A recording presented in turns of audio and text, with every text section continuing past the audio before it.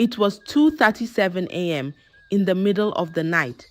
A newly wedded couple, Tunde and Muna, were lying on their bed. The room was quiet. The fan turned slowly. The curtains danced gently. It looked like peace lived in that room. Until something strange happened. Tunde turned in his sleep and felt it. Wetness. Not just a small patch. The whole bed beneath him was soaked. He sat up fast. The bedsheet clung to his body. The smell hit his nose. Sharp, sour, strong. He turned slowly. Muna was lying beside him. Her back was turned. Her body was stiff like dry wood. Her nightgown was soaked too, sticking to her skin like glue. Her wrapper was wet. Even her hair was damp. Tunde touched her shoulder. "Muna," he whispered. She didn't answer. He blinked. Once, twice. Maybe he was dreaming. He touched her shoulder. "Muna," he said again. Still no answer. Tunde sat up fully now, confused, lost. His eyes looked around the bed again. He was sure now. This wasn't a spilled cup of water. This wasn't sweat. It was something else. Something shameful.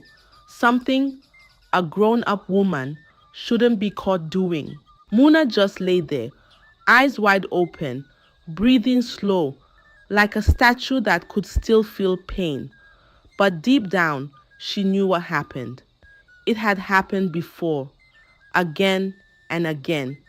Only this time, she didn't wake up fast enough to hide it. This wasn't the first. Long before Tunde came into Muna's life, many men wanted her. Men from the church, men from the market, even married men. They all looked at her the same way, like honey they wanted to taste. Muna was beautiful in a quiet way. Her skin shone like ripe mango. Her eyes were soft like the sky just before rain. When she laughed, even tired men smiled. Some called her Queen Muna. Others called her the Untouchable. But Muna had one rule, a strange rule, a rule that confused every man. She always said, "I don't sleep over." Even when she agreed to walk in the dark with them, even when she allowed kisses behind quiet corners, even when she leaned on their chests and whispered sweet things. When night came, Muna would stand up and say, "It's time for me to go." And when they begged, she would smile and say gently, "I don't sleep over." At first, some men thought it was just pride. Some thought she was trying to play hard to get. Some even thought she was holy. But Muna was not proud. She was not playing. And she was not holy. She was hiding. Every night, before sleep, Muna would lock her door, close her windows, and sit quietly on her bed. Then she would open the bottom drawer of her wardrobe. Inside were her secret things: adult diapers, big ones, white ones. Some were folded like baby towels. Some were already layered with cloth pads. Some had pins. Some had tape. She would wear one, then another, sometimes 3 at once. She would wrap herself tight like a parcel, hoping the night wouldn't win. Sometimes she added a thick towel between her legs. Sometimes she laid a rubber sheet on the bed before lying down. And always, she kept a bucket beside her bed, just in case. But no matter what she did, no matter how tight she wrapped herself, no matter how many layers she used, the bed always got wet, every single night. By morning, the sheets would be soaked, the diaper swollen, the towel useless, her thighs damp, her shame full. And every morning, she would wake up before the sun, wash the sheets in silence, dry the rubber mat, spray perfume in the room, and fold the diapers back into the drawer. Then she would go outside and smile like nothing was wrong. But something was wrong, something deep, something quiet, and no one knew. No one except Muna, and of course her grandmother, the one she stayed with. And that was why she never, ever slept over. Not even once. She looked perfect on the outside. The kind of girl men fought over. But on the inside, she carried a burden that no beauty could cover. And now, Tunde had found out. This was not the beginning. It was only the beginning of the end. When Muna was just 19, her heart found its first home in Chuks. He was gentle, soft voice, kind eyes. The only boy she ever trusted enough to hold her hand in public. He called her Sunshine, and she called him My Peace. For 6 months, they stayed like that, talking, laughing, touching hands. But Muna still kept her rule. She never spent the night. Every evening, no matter how late, she went home. Then one Saturday, the sky was full of clouds, and the wind was wild like it was chasing something. Chuck said, "Stay tonight, Muna. Please, just this once. It's too late. The road is not safe." Muna shook her head. "I'll be fine." But Chucks held her hand. "Muna, I promise I won't touch you. Just stay. One night." Muna looked at him. She felt safe with him. And for the first time ever, she said, "Okay." That night, they watched a movie. They ate fried yam and talked about their childhood. Then they laid on the bed, holding each other. Chucks's arms wrapped around her. Muna closed her eyes, heart beating like a drum. She didn't sleep much, but when she did, it was light and broken. By morning, it happened. The bed was wet, soaked like someone poured water. Chucks opened his eyes slowly, stretched, then sat up. He touched the bed and froze. He looked at his shirt, wet. He sniffed. Then his face changed. "Muna," he whispered, voice full of shock. "Is this?" Muna sat up quickly. Her eyes were wide. Her face was pale. "I'm sorry. I'm sorry," she said again and again, her voice shaking. She jumped off the bed, found a bucket, filled it with water, and began scrubbing the mattress like someone trying to erase a curse. Tears dropped from her chin to the floor. She didn't look at Chucks. She couldn't. Chuck stood by the wall, watching, silent, confused, hurt. "Muna, what is this? Are you sick?" She didn't answer. She just kept scrubbing. The next day, she begged him not to tell anyone. Chuck said, "I won't," and he didn't. But after that, the calls came less often. The texts were short. His hugs were empty. And one day, he just stopped coming. Muna didn't ask why. She already knew. That was the first time she slept over, and the last time Chucks ever held her hand. That was the day Muna learned. No matter how soft a boy's words are, shame can still make him walk away. She went back to her grandmother's house, carrying her secret like a wet cloth on her back. Muna walked home slowly, her legs tired, her eyes heavy like rain clouds. When she reached the gate, Grandma was sitting outside, peeling okra. She looked up and smiled like she had been expecting her. "My child," she said. "Come in." Muna dropped her bag. Grandma didn't ask where she was coming from. She didn't ask why her face looked like tears had painted it all night. She just stood up and opened her arms. Muna ran into them. The hug was warm, but Muna's heart was still cold. Later that evening, Muna sat on the old wooden stool behind the house, the one under the mango tree. Her head was buried in her hands. The goats walked past her feet, but she didn't look up. "Grandma," she said softly, "I'm not a child anymore." Grandma kept washing bitterly beside her. "This thing I'm going through, it's not normal," Muna whispered. "It's not stress. It's not bad dreams. It started when I came here. When I started living with you." She lifted her face. Her eyes were red like charcoal fire. "When Daddy brought me after the divorce between him and my mom, that same month, I started wetting the bed, and since then, my daddy never returns for once, not even to come check on me. Her voice cracked. Her fingers pulled at her dress. I've tried. I've begged God, but it's not stopping. What's wrong with me, Grandma? Grandma didn't turn. Don't worry, she said. It will stop. With time, Muna frowned. That's what you said before. But Grandma just smiled again, eyes far away like she was watching something in the sky. She stood up, wiped her hands, and went inside the house. Muna sat alone.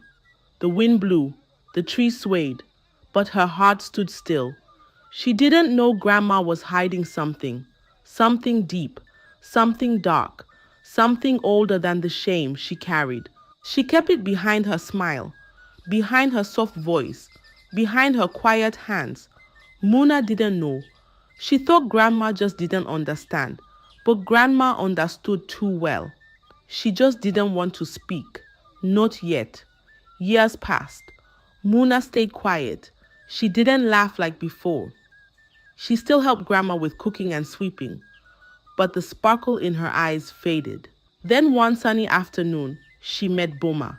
He wore a clean white shirt and a tie that looked expensive. He worked in a big bank in town. His voice was smooth like melted butter, and his shoes shined like new coins. When he saw Muna at the pharmacy, he smiled and said, "Such beauty should not be standing in line." Muna looked away, but from that day, he kept coming. Every evening, he brought her flowers, bread, jollof rice, perfume, fruits. Even Grandma liked him. "This one has sense," she said once. Boma didn't rush. He took his time, like a man reading a book slowly. One Sunday evening, he knelt near the mango tree with a small box. "Muna," he said, "marry me." Muna froze. Her stomach turned. She looked down, then up. "I have a condition," she said. "Sometimes I wet the bed." Boma blinked, but he didn't step back. "We'll manage it together," he said. "You're just human, and we all are not perfect. I mean, we all have something we're dealing with in secret." Muna's eyes filled with tears. She said yes. The wedding was big. The whole town came. Drums beat. People danced. Even Grandma smiled till her cheeks ached. But that night, Muna prepared herself like she was going to battle. In the bathroom, she wore a thick adult diaper. She folded 2 towels and laid them on her side of the bed. She placed a folded wrapper on top. Then she set an alarm for 2:30 a.m. She didn't sleep. She just watched the ceiling. But before she knew it, her eyes closed. And by morning, the bed was soaked. Before Boma could wake up, she cleaned everything fast. Used wipes. Used a hand dryer. Changed the towel. Next night, same thing. Third night, still the same. Muna smiled during the day, but every night her fear sat beside her, breathing on her neck, and her shame, it never slept. Muna became a night guard in her own marriage. Every night before bed, she laid her weapons, thick diaper, big towel, plastic sheet, wrapper, and perfume. She set 2 alarms, one for midnight, one for 2:30 a.m. When Boma slept, Muna stayed awake. When he turned, she stayed still. When the pee came, she rushed to clean it, like a thief hiding stolen food. Sometimes she didn't sleep on the bed at all. She laid a mat on the floor, put nylon under it, and wrapped herself like cassava in leaves. When Boma asked, "Why sleep on the floor?" she smiled. "My back hurts a little." For 3 weeks, she hid everything. Fast hands, quick wipes, silent cleaning. But one night, sleep caught her deep. The alarms rang. She didn't hear. The diaper filled, the towel soaked, the nylon overflowed. Everything was wet. Boma turned in his sleep and felt it. His hand touched the sheet. His eyes opened. He sniffed. His face changed. Muna was still sleeping, Her wrapper stuck to her like shame. Boma didn't speak. He rolled away and closed his eyes. In the morning, Muna woke up smiling. "Good morning," she said, like nothing happened. Boma didn't smile back. He sat on the bed, staring at the floor. "I thought I could do this," he said slowly, "but I can't." Muna's heart dropped. "I'm trying." "I know," he said, "but it's every night." The room has started smelling. They tried everything: rubber sheets, holy oil, herbal leaves soaked in salt, steam baths, even fasting. But the bed still got wet. Every night, she tried to sleep less. She stayed awake longer, but sleep always found her, and shame always came with it. Boma started changing. He started coming home late, sometimes midnight, sometimes not at all. He stopped holding her, stopped smiling, stopped trying. When she asked, "Where did you sleep?" he would say, "Don't start." Muna grew quieter. Her smile faded. Her body felt like a cage, her spirit like a ghost in her own home. One afternoon, she came back from the market with tomatoes and pepper. She placed the basket on the table and saw a brown envelope beside it. She opened it with shaking fingers. It was the divorce papers. Her hands dropped to her sides. The words on the paper looked blurry, like they were floating in water. No fight, no warning, just silence. The same silence that had followed her for years. She folded the paper back, sat on the floor, and stared at nothing. Her husband had left, not with shouting, not with a slap, but with ink on paper. And Muna knew shame had won again. And this time, the wetness came from her eyes. Muna didn't fight. She folded her clothes slowly, like someone folding sorrow. She placed her perfume wrapper and Bible inside her small bag. The wedding photo on the wall, she left it there, face down. Then she left. Her legs carried her back to the only place she knew, the house with rusted zinc and a cracked doorstep. Grandma's house. When she reached the compound, Grandma was sitting on a stool, peeling garden eggs. She looked up and saw Muna. She didn't ask anything. She just opened her arms. "Welcome, my child." Muna fell into the hug. Her chest broke open with sobs. Grandma held her, quiet, no questions. Later that evening, Muna sat on the bench under the guava tree. Her head was down. Her voice was low. "Grandma." "Yes?" "This thing is not ordinary." Grandma said nothing. "It started when I came here," Muna whispered. "Every night, just like that." Grandma kept peeling. Her hands didn't stop. "Maybe it's spiritual. Maybe I was cursed. But Grandma," she paused, "I feel like it's connected to this house." Grandma looked at the sky, then back at the bowl of golden eggs. "It will stop with time," she said softly, like she was reciting from a song she had said many times. Muna's chest tightened. "You always say that." Grandma stood up, picked the peelings, and walked inside. Muna sat alone. The moon came out, the crickets sang. But in Muna's heart, the questions got louder. And behind Grandma's silence, something dark was hiding, something waiting. Life went on. Muna swept, cooked, washed, but her smile stayed locked behind her lips. Then Mark came. He was a teacher at the town's junior school. He wore simple shirts, carried a brown bag, and always smelled like chalk and soap. He wasn't loud like other men.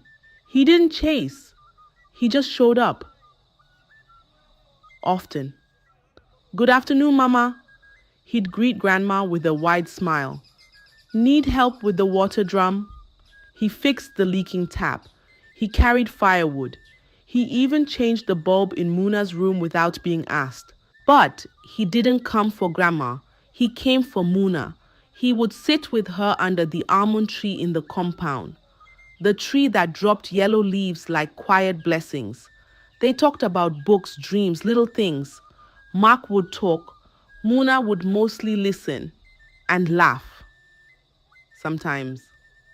Slowly, her laughter started coming back. He was patient.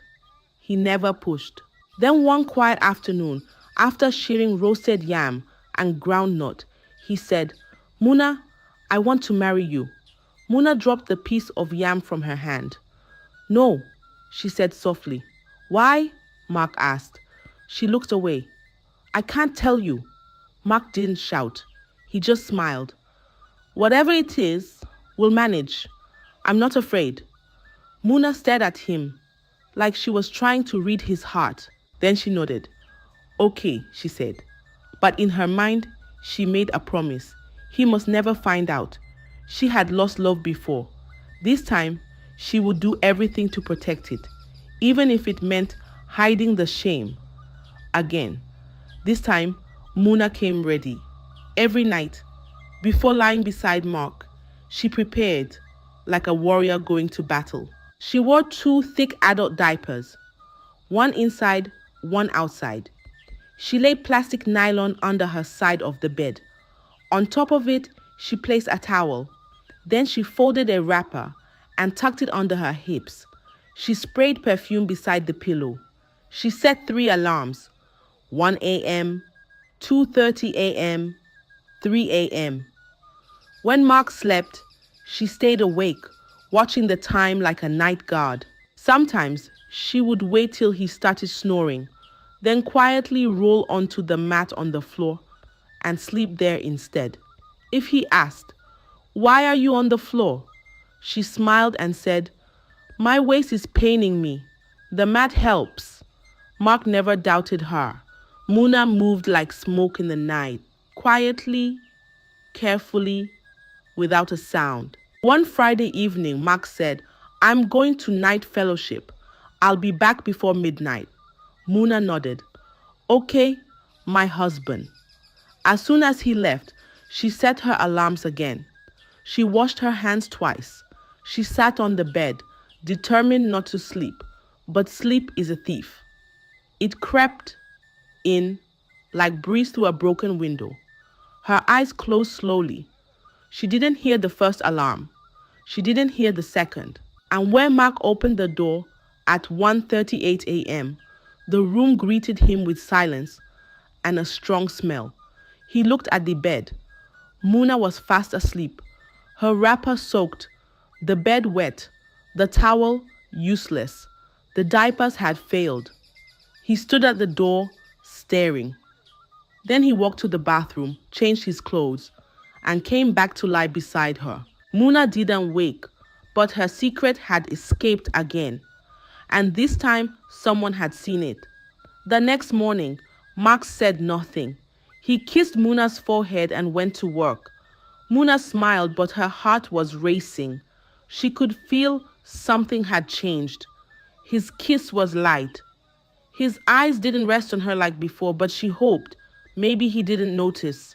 But as he stepped out of the room, his heart whispered, "Let it be a one-time thing." Maybe she was too tired. Maybe she had a bad dream.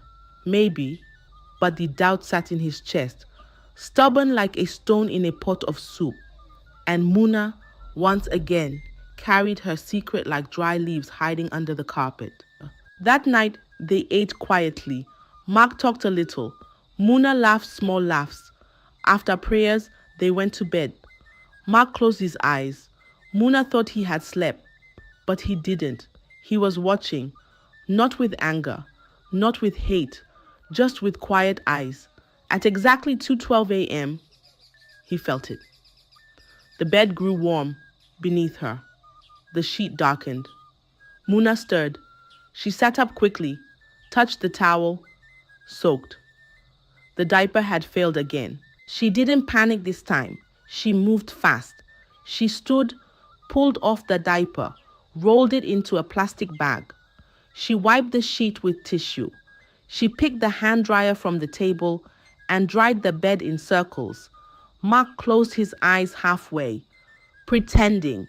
She changed her towel, laid a fresh wrapper. wore another diaper. Then she slid back under the blanket like nothing happened. Mark stayed quiet. When morning came, he turned and looked at her. Muna, he said gently, are you sure everything is okay? Muna smiled. Mark, maybe you are dreaming. Nothing happened. Mark looked into her eyes. He didn't argue. He just nodded. On the third night, Mark stayed awake again. This time, he kept the lamp close. Muna followed the same routine. Sleep, then wetness, then panic. She cleaned. She wiped. She bent over the bed, blowing warm air to dry the shame. But this time, she didn't know Mark was watching. He sat up slowly. Then, without saying a word, he turned on the light. Muna froze. She didn't move. The towel dropped from her hand. Her wrapper hung loose. Her mouth opened, but no words came. You saw everything, she whispered, like a child caught stealing food. Mark looked at her, not with anger, not with hate, just with quiet eyes full of questions. Muna looked down. Her shame had finally been caught, and there was nowhere left to hide. Muna sat on the edge of the bed, her hands shaking, her face wet with tears. The diaper was still on the floor. The towel lay folded at her feet. The lamp was still on, casting soft shadows on the wall. Mark sat beside her, his voice gentle. Muna, what is wrong with you? Muna breathed in deeply. Her chest moved like a broken drum. I don't know, she whispered. I've been like this since I was 7. Mark's head tilted. 7? She nodded. That's the year my parents divorced. She wiped her face, but the tears kept coming. That year, my parents started fighting. Every day, loud fights, crying. My mother didn't want me to stay with Grandma, but Grandma insisted. She said I belonged with her. Muna paused, closed her eyes. Then one day it happened. My mother, she was caught with another man. My father got angry. He ended the marriage. That same week, he took me to live with Grandma. She looked down at her feet. And that's when it started. The bedwetting? Mark asked. She nodded. The very same month. No sickness? No. No injury? No. Did you tell anyone? I tried. I told Grandma, but she only said, it will stop with time. That's what she always said. No doctor could explain it. No prayer stopped it. No medicine helped. Mark looked at her, his heart growing heavy. So many years, so much shame, so much silence. Muna began to cry again, not loudly, just soft, deep sobs. I always hoped it would stop, she said. I always hoped the next man wouldn't find out, but they all did. And they all left. She stood up quickly, her voice trembling. You will leave too. I know it. That's how it always ends. She turned to pack her things, but Mark rose and took her hand. Muna, I'm not going anywhere. She looked at him, surprised. Her lips parted, but no words came out. We're married, he said softly, and we'll find a solution, together.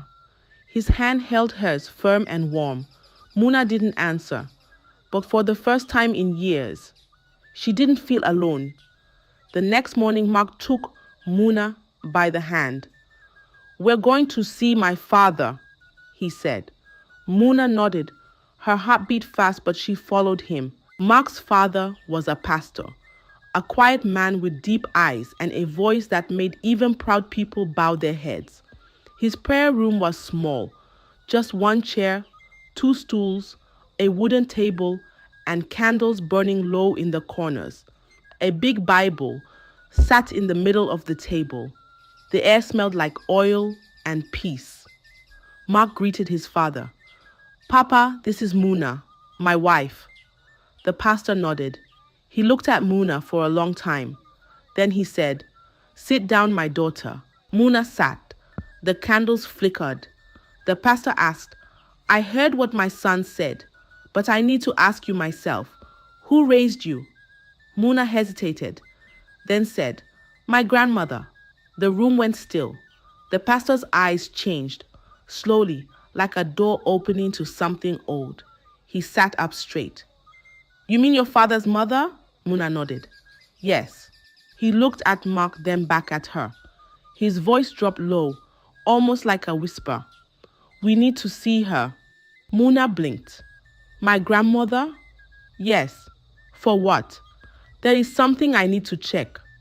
Later that day, Muna went home and told Grandma, Papa wants to see you. He wants to pray for us. Grandma was sitting by the fire, peeling cassava. She stopped and looked up sharply. Me? Go to a prayer house? For what? Grandma, please. He just wants to pray. Her grandmother's eyes narrowed. When have you ever seen me going to prayer houses? I don't do pastors. I don't need prayers. Muna frowned. But why? Grandma stood and wiped her hands. That man should mind his business. She walked into the house and closed the door hard. Muna stood outside, confused. Why was Grandma so afraid of one small prayer? Why did her hands shake just at the mention of the pastor? In her heart, Muna felt something shift. Something was not right. And now she knew for sure. Grandma was hiding something. Something dark. Something deep. The next morning, they didn't wait for permission. Mark, Muna, and the pastor got into the car and drove straight to Grandma's house. The compound was quiet. Birds were singing on the mango tree. A goat was tied near the steps, chewing lazily. Grandma was in the backyard, bending over a pot of boiling yam. When she saw them enter, with a Bible in the pastor's hand, her face changed. She dropped the spoon. She turned quickly, trying to slip through the back door. But the pastor raised his voice, strong and firm, like thunder in the sky. Stop there. She froze. The time has come. You must confess. Grandma turned slowly. Her eyes were sharp like broken glass. She pointed at Muna. Shame on you. You brought this man into my house. Look what you've become. A disgrace. Muna stepped back, her heart beating fast. Mark stood beside her. The pastor opened his Bible and began to pray. His voice grew louder, stronger, deeper. Every hidden thing must be revealed. Every darkness must come to light by the power of God. He took a small bottle from his pocket and sprinkled water into the air. The water touched Grandma's face. She screamed. Her hands flew to her head. Her knees bent. Her mouth opened, but no words came out at first. Then she began to shake, violently, like a tree caught in storm wind. Her eyes rolled back, white and wild. Her voice came out, loud and strange. Stop! I'll confess! I'll confess! She dropped to the ground, arms spread, shaking. Muna gasped. The secret had started to come out, and there was no turning back. Grandma's body shook on the ground. Her mouth opened wide, and a scream came out, sharp like a knife cutting through air. Then her voice changed, deep, not like her own. She cried out, loud and bitter. I cursed your parents' marriage. I did it with my own hands. Muna stepped back. Her legs became weak. Her breath caught in her throat. Your mother refused to give you to me. She didn't trust me. But your father brought you anyway. Tears ran down Muna's face like a broken pipe. Grandma's hand slammed the floor. When Muna came to live with me, I offered her to my coven. She was the sacrifice for my power. Every time she wets the bed, my strength grows. Her shame gives me rank. That's why I never helped her. That's why I never let it stop. The pastor kept praying. His voice grew louder. Every curse be broken. Every spirit of affliction, leave now. Grandma screamed louder. Her body twisted on the ground. Every night you wet the bed, I rose in power, she shouted. That's why I never helped you. I needed it to continue. I needed it to live. Muna dropped to her knees, shaking all over. Why, Grandma? Why? But Grandma's eyes were wide open now, like they had seen something from far away. Then suddenly, her mouth went silent. Her hands stopped moving. Her head dropped to one side. And just like that, she collapsed. No breath, no sound. She died on the spot. Mark rushed to hold Muna. The room was quiet. The air was heavy. The curse was broken, but the price had been paid. That night, Muna slept like a baby. No diapers, no towels, no nylon, no alarms. Just her and the bed. Just her and peace. Mark lay beside her, watching her sleep. Soft, quiet, calm. He smiled, then closed his eyes too. When the sun came up the following morning, Muna opened her eyes slowly. She touched the bed. Dry. She sat up fast, still dry. She looked at Mark. It didn't happen, she whispered. For the first time, it didn't happen. Mark sat up and smiled. It's over, he said. You're free. Muna burst into tears. Not the tears of shame she once cried, but the kind that water joy and wash away pain. From that day, she slept freely. No fear, no plastic, no secrets. The shame was gone. The burden was broken. The curse was finished. Mark never left her side. He held her every night like treasure. He looked at her like a gift. And Muna smiled again, truly smiled. She cooked, she danced, she laughed with the wind. And deep inside her heart, she said softly, "Thank you to the man who stayed." Because sometimes the strongest love is the one that stays when everything else has run. I hope you enjoyed the tale. If so, please like the video, share it with your family and friends, comment on it, and don't forget to subscribe to the channel and turn on the notification bell for more enchanting tales like this one. Goodbye.